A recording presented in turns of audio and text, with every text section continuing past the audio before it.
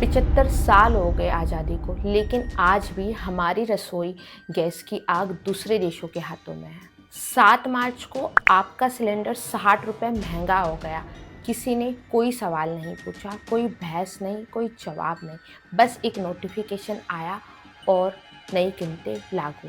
लेकिन आज मैं सवाल पूछूंगी जो कोई नहीं पूछता। आज की वीडियो सरकारी आंकड़ों पर आधारित है, कोई अफवाह नहीं, कोई झूठ नहीं, सिर्फ सच जो असुविधाजनक है। आज हम बात करेंगे सब्सिडी क्यों काटी गई, 75 सालों में उत्पादन क्यों नहीं बढ़ा, आम आदमी की जेब पर कितना बोझ पड़ा और नेता क्या कर रहे थे जब ये संकट आया। दोस्तों, यूनियन बजट 2025 में जानते क्या हुआ?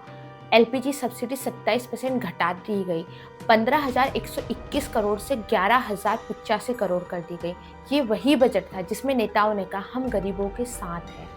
लेकिन दूसरी तरफ मिडिल ईस्ट में जैसे ही युद्ध के बादल मंडराए, सरकार का गणित बिगड़ गया और सरकार को अपनी ही कंपनी IOCL, HPCL, BPCL को 30,443 करोड़ रुपए देने पड़ रहे। क्यों? क्योंकि अंतर्राष्ट्रीय बाजार में तेल की कीमतें बढ़ गई है और अब उस घाटे की भरपाई सरकार को करनी पड़ेगी। अब सवाल ये उठता है, अगर दुनिया के हालात खराब होने वाले थे तो पहले ही सब्सिडी क्यों काटी गई? या ये सिर्फ आंकड़ों की बाजीगरी है, या सरकार को आम जनता की ज़रूरतों से ज़्यादा फिजिकल डेफिसिट को ठीक करने की जल्दी थी? भारत ने परमाणु बम बनाया, मंगल पर यान भेजा, 5G लॉन्च किया, लेकिन अपनी रसोई का सिर्फ 40% बना पाया। आज भी हमें 60% के लिए कुवैत, कतर और UAE का मुंह देखना पड़ रहा है। IEA की रिपोर्ट कहती है कि क्लीन कुकिंग प्रोग्राम के तहत LPG इंपोर्ट्स पिछले एक दशक में 3 गुना बढ़ा। मतलब हमने उज्ज्वला योजना के तहत करोड़ों कनेक्शन बांटे, लेकिन ये भूल गए कि गैस कहाँ से आएगी। मतलब योजना बनाई गई लेकिन आत्मनिर्भरता भूल गए। हार्मुज स्ट्रेट दुनिया का सबसे संवेदनशील एनर्जी रूट है। विशेषज्ञ सालों से कह रहे अगर हार्मुज बंद हुआ तो भारत संकट में आ जाएगा। 1 मार्च को हार्मुज स्ट्रेट बंद हो गया।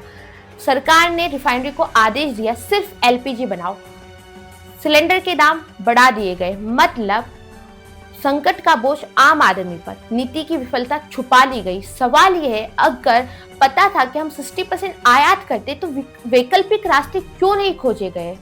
दोस्तों, कुछ सवाल जिनके जवाब RTI में भी मुश्किल से मिलते हैं। हमने 2020 में 37 LPG इंपोर्ट सिर्फ कतर से किया। 2025 में भी हमने 34% इंपोर्ट सिर्फ कतर से किया। पिछले 5 साल में हमने विविधीकरण क्यों नहीं किया?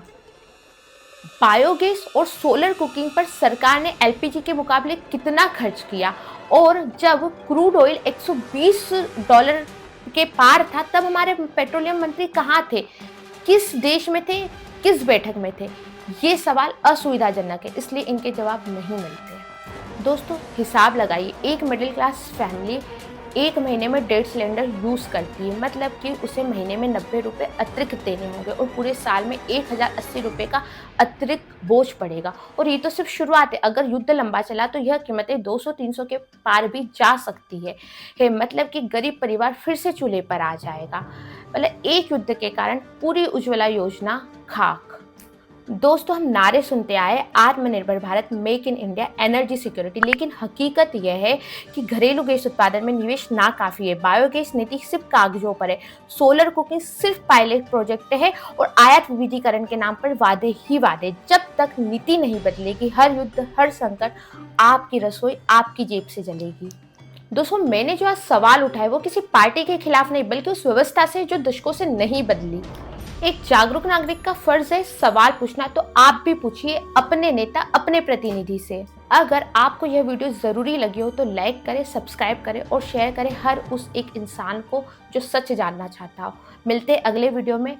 जय हिंद, जय भारत।